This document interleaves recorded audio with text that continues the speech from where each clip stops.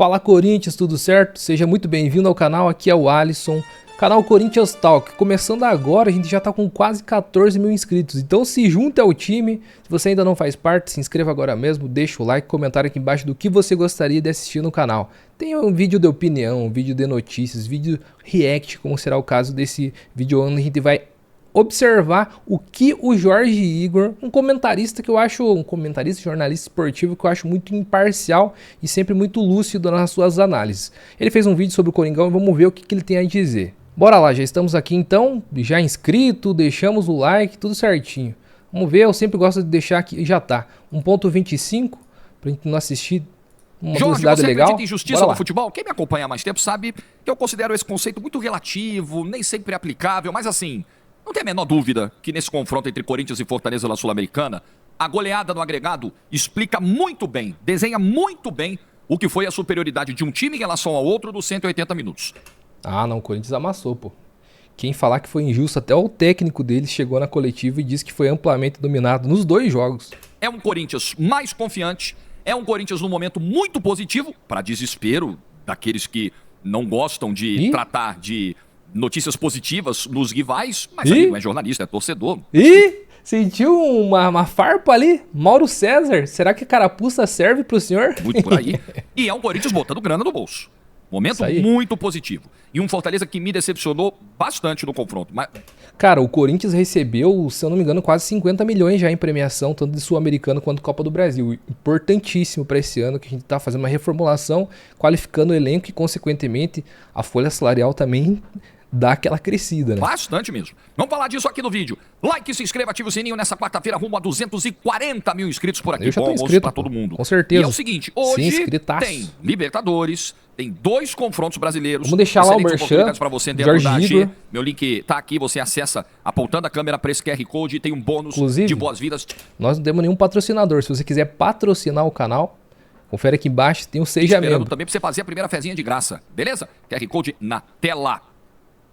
Em 180 minutos, 5-0 Corinthians, em cima do Fortaleza.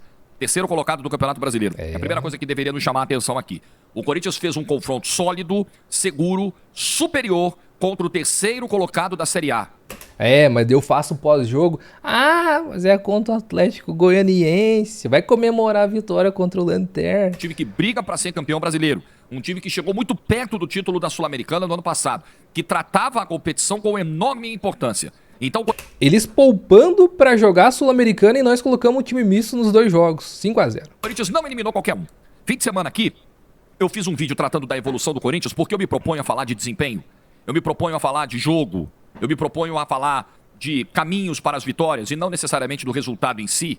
E aí quando você fala sobre isso e apresenta elementos fáticos, olha gente, o Corinthians está em evolução. O Corinthians está permitindo com que o seu torcedor confie mais nele. Ah, mas ganhou do Lanterna do Campeonato Brasileiro. Mas olha lá o que eu falei.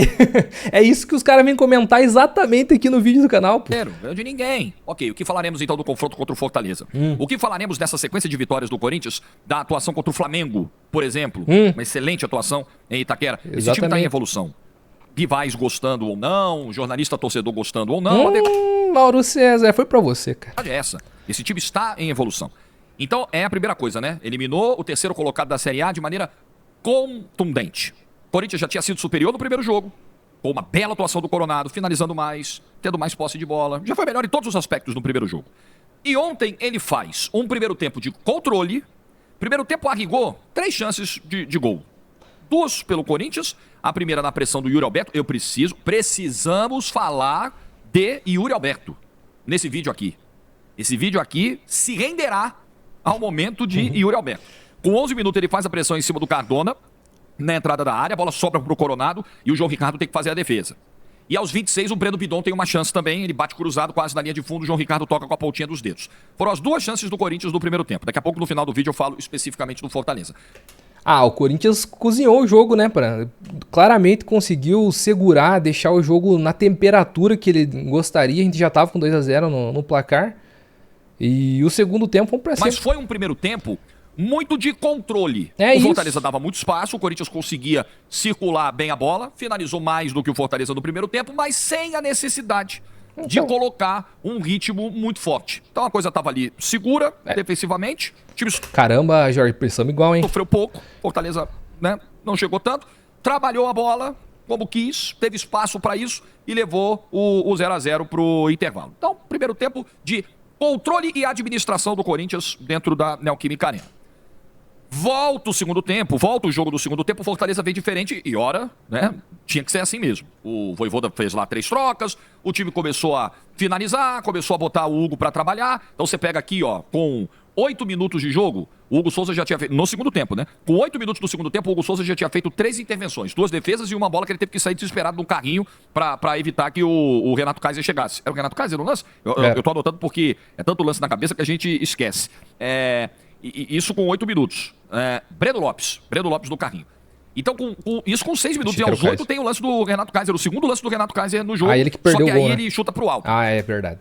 Então, cara, essa bola do Renato Kaiser aí que ele isolou de baixo na pequena área, cara, isso daí é sorte que tá mudando, cara. É o astral do time que tá completamente diferente. Então, veja, em 8 minutos do segundo tempo, o Corinthians sofreu o que não tinha sofrido no confronto inteiro.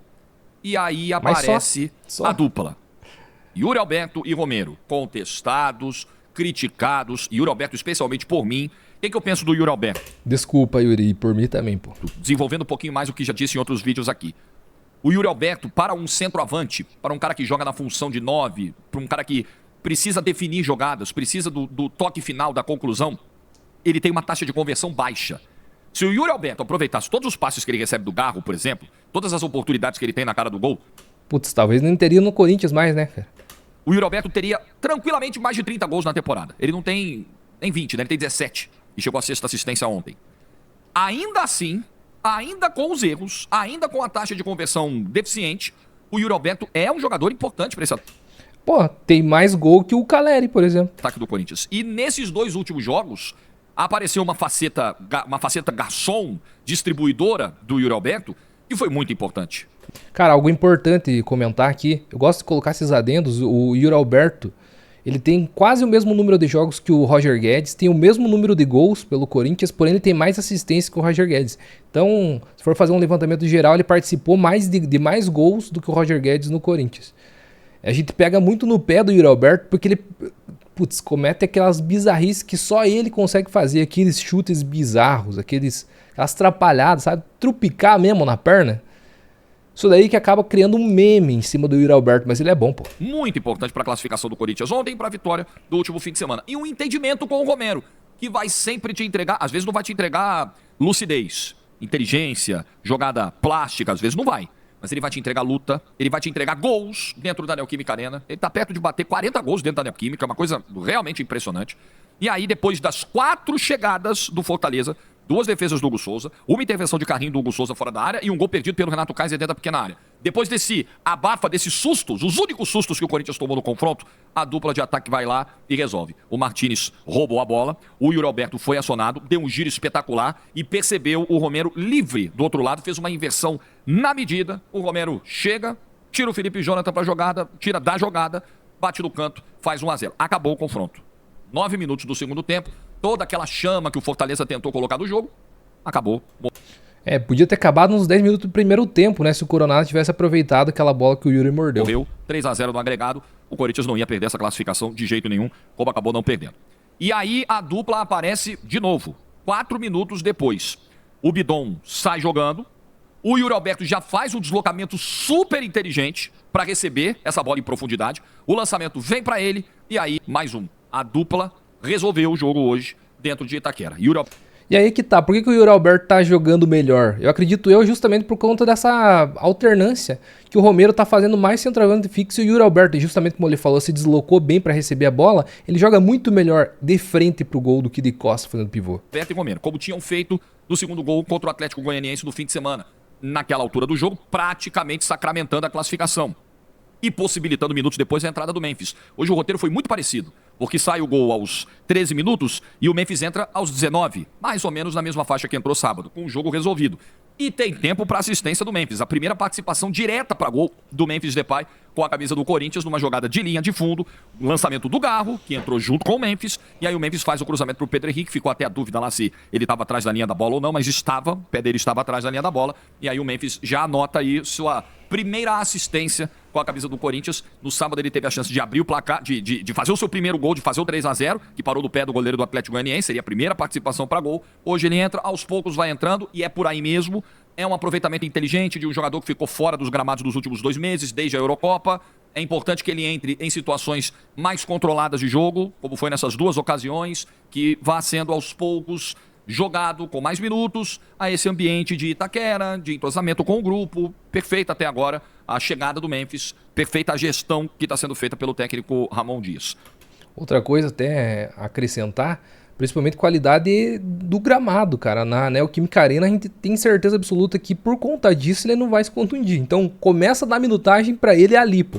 Uma grande classificação do Corinthians, um futebol de gente grande, de um time em claríssima evolução. É um Corinthians hoje... O Corinthians já escapou do rebaixamento então, Jorge. Então faz o seguinte, entrega a taça da Sul-Americana, da Copa do Brasil e escapou do rebaixamento. Nossa, é só fogos. Não, a escalada é grande ainda. Outras equipes que brigam contra o rebaixamento apresentaram momentos de melhora e voltaram a sofrer, justamente porque o déficit de pontos era muito grande. O Fluminense é um exemplo.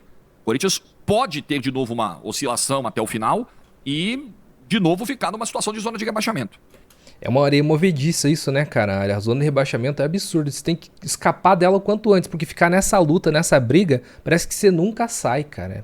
A questão é que, no momento, o elenco se fortaleceu com as contratações. São 5 vitórias seguidas, a confiança está em alta e um futebol Não, são 5 vitórias seguidas, não. muito mais equilibrado a gente consegue ver. Nos últimos 5 jogos são 4 vitórias. Um trabalho do Ramon Dias que finalmente vai fazendo esse Corinthians ser mais competitivo, mais seguro e mais eficiente. Tudo que o time precisa para tentar reagir. As ferramentas para reagir, o Corinthians as tem hoje. O Corinthians dispõe de ferramentas, na minha opinião, suficientes para evitar o rebaixamento. Não, na minha também. Só que eu sou corintiano, falo aqui, tem muita gente que discorda ainda. Não tô falando de título de Copa do Brasil e de Sul-Americana, porque eu acho que Copas também tem um modo meio aleatório e tal. E eu continuo achando que a prioridade tem que ser absoluta a permanência na primeira divisão. Mas você tá a 3 jogos de ser campeão de uma competição internacional.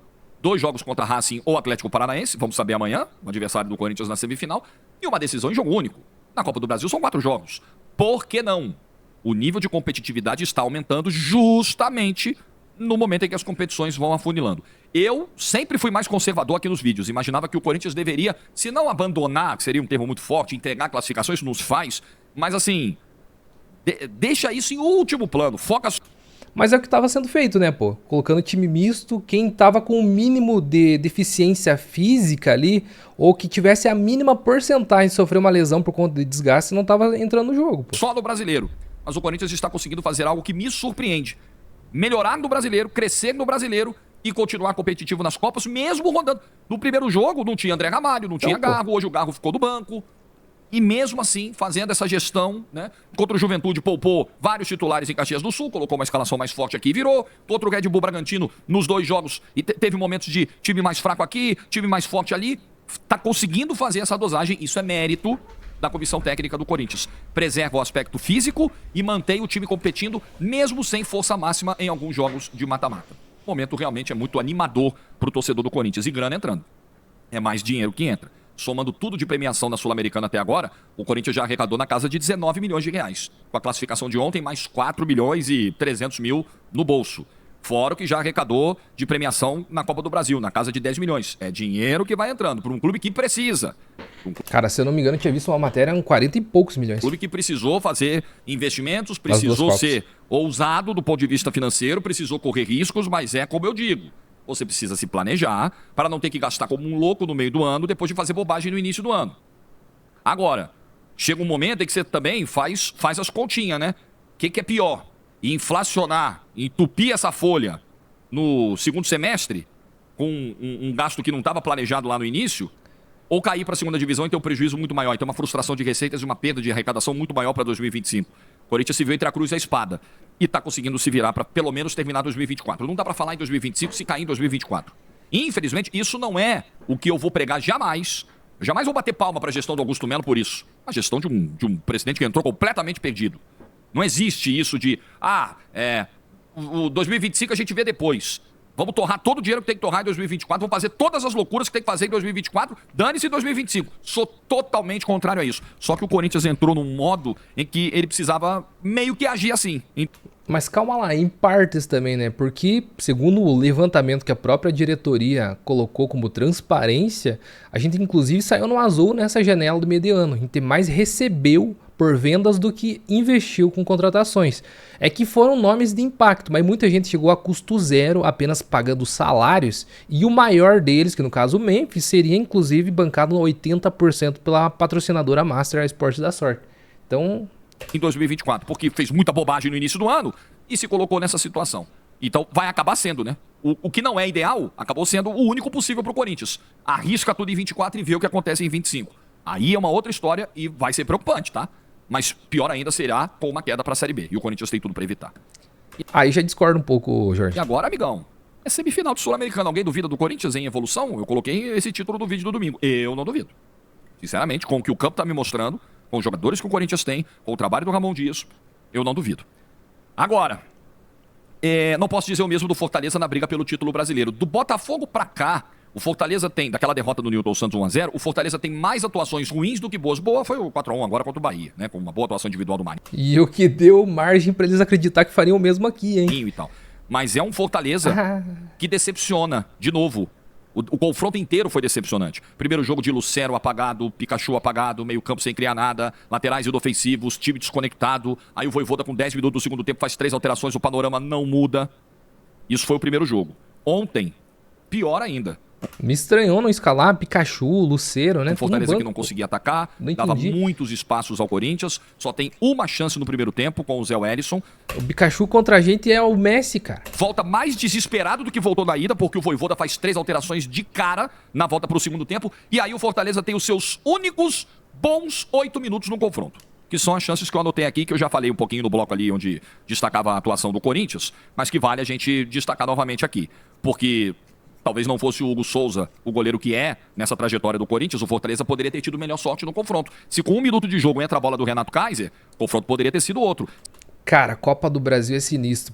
Contra o Red Bull Bragantino não foi assim, cara. A gente tava com o jogo dominado, ganha o primeiro jogo. 1-0 aqui em casa. A gente não tomou 2 assim num piscar de olhos, cara. Com 2 desatenções. Com 3 minutos de jogo, entra a bola do Breno Lopes no chute forte que o Hugo Souza pegou. Ixi, o desfecho poderia ter sido totalmente diferente. Se aos 6 minutos o Hugo Souza não salvasse no carrinho, na bola esticada para o Breno Lopes, poderia ter sido outra história. Se aos 7 o Renato Kaiser não perde um gol na pequena área. Mas é aquela história, né? Se minha mãe fosse homem, eu não estaria aqui. Poderia ter sido outra história. Mas assim, é muito pouco. Em 180 minutos, você ter 7, 8 bons minutos onde você consegue incomodar o seu adversário, é muito pouco. O futebol que o Fortaleza jogou foi muito pouco, foi muito pequeno, foi insuficiente nesse confronto. O Fortaleza não conseguiu encarar o Corinthians. O 5-0 a gente tá desenhando, né? O 5-0 no agregado é o placar que grita. Nossa, 5-0 não é por acaso. 5-0 não é bola vadia, 5-0 não é erro de arbitragem.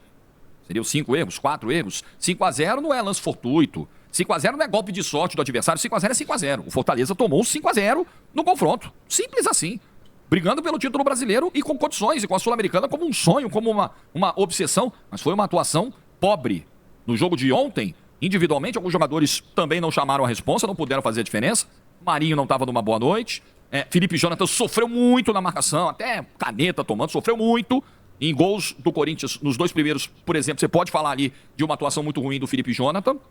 Então foi um time que não rendeu no confronto. Fortaleza nada rendeu nesse confronto. O que esperar do Fortaleza na reta final do Campeonato Brasileiro? Fortaleza sempre é um time muito forte em casa, tanto que até a derrota para o Corinthians na ida da Sul-Americana, ele ostentava uma invencibilidade de 21 jogos dentro da Arena Castelão. Essa é a grande arma até o fim do campeonato, mas, por exemplo, o confronto direto contra o Palmeiras, ele vai fazer fora de casa. Ele vai ter que encarar o Allianz Parque. É muito difícil. Ele tem menos qualidade, ele tem menos recurso, ele tem menos investimento, menos grana que Botafogo e Palmeiras. Menos tradição também vai, principalmente em relação ao Palmeiras. Tem. Eu acho que são fatores que vão pesar. Eu vejo, na matemática, o Fortaleza brigando pelo título. É óbvio, se ele tá 4 pontos do líder, eu não posso excluir o Fortaleza no aspecto matemático dessa briga. Eu vendo de fora, eu acho que já não dá boa mais pro Fortaleza. Agora, nas não. condições reais, nas condições de campo, nas condições de bola, de experiência, de uma série de fatores, investimento, fatores que eu citei aqui, eu não vejo o Fortaleza no mesmo fôlego E da mesma qualidade mesmo de atuações que Palmeiras e principalmente o Botafogo, que hoje joga o melhor futebol do Brasil e pra mim será o campeão brasileiro. Mas o Palmeiras pode roubar. Cara, os times que estão lá em cima, mesmo por mais bom e qualificado que seja o elenco, oscilam, né? E entre esses três mesmo que o Jorge aí tá destacando, infelizmente o Fortaleza é o terceiro. Faz título, claro que pode. Claro, é o Palmeiras do Abel, gente. Eu não cravo, não jogo meu dinheiro todo do Botafogo não, porque tem o Palmeiras do Abel aí. Mas acho que será o Botafogo campeão. Então não Cara, quando que vai acabar esse pacto aí? vejo o Fortaleza com fôlego pra acompanhar os dois. Mas o Fortaleza tem fôlego pra pegar uma vaga direta na Libertadores do ano que vem. E acho que esse tem que ser o grande objetivo. Sim. É tentar apagar o que foi um confronto contra o Corinthians.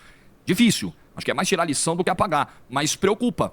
Preocupa, porque se ao mesmo tempo que na temporada o Fortaleza ganhou do Palmeiras, como ganhou, né? Ganhou do Flamengo, isso lá atrás, o momento do Fortaleza, assim, naquela reta, quase chegando na reta final, é a hora de dar o gás. O Fortaleza não conseguiu dar esse gás. Caiu na Sul-Americana da maneira que caiu, perdeu o jogo pro Botafogo valendo liderança do jeito que perdeu, né? Isso liga um sinal amarelo, um sinal de que talvez, na hora que a coisa apertou, o time não teve fôlego para dar esse algo a mais. Mas ainda pode terminar a temporada de uma maneira muito significativa, muito positiva, né? Terminando na terceira, na quarta posição do campeonato. Eu vejo o Fortaleza brigando por isso. Posso errar a projeção, gente. Isso aqui é projeção, é palpite, a gente erra, acerta. Às vezes a gente erra a maioria, às vezes a gente acerta a maioria, depende da fase, mas eu não vejo. Eu acho que o confronto de ontem, o confronto dessas últimas 2 terças-feiras, ele deixou uma sensação muito ruim. Faltou ao Fortaleza conseguir competir num momento tão agudo como foi esse. A classificação do Corinthians ela é muito justa. E eu acho que é uma decepção para um time que foi finalista da Sul-Americana não chegar nem na semifinal numa temporada em que o Corinthians vinha com tantas dificuldades. Né? Mas o Fortaleza olhava e falava, opa, dá para passar. E dava. Se o Fortaleza conseguir... se for se espelhar com o que era o Corinthians do ano passado e a facilidade com que o Fortaleza passou... Se jogar o que apresentou na maior parte do ano, dava, mas o Fortaleza não conseguiu. Tem o mérito do Corinthians, que é inegável, e tem uma frustração. Sim, tem um nível abaixo, ou alguns níveis abaixo, que o Fortaleza apresentou nesse confronto. Repito, o agregado fala por si. É isso, gente. Análise feita. O que você... Pô, Jorge Igor, você é sensacional, cara. Concordando ou discordando de você, você é um cara consciente. E lembrando, galera, ó, quem não é inscrito, se inscreve no canal do Jorge Igor, dá aquela moral, tem o botão de seja membro dele também, deixa o like, comenta lá e dá uma moral, porque o trabalho do cara é sério. E se você tá chegando agora aqui no canal também, se inscreve e deixa o like, comenta se você quer ver mais reacts, comenta de qual canal que você gostaria que eu visse e fosse comentando por cima, porque eu acho que é um conteúdo legal. É como se a gente fosse um amigo e tivesse sentado um do lado do outro no sofá vendo o vídeo no YouTube. Eu acho legal esse formato de vídeo, eu consumo, então penso por que não trazer aqui pro canal. Deixa o like, seja membro se possível, comenta aqui embaixo. Forte abraço e vai Corinthians!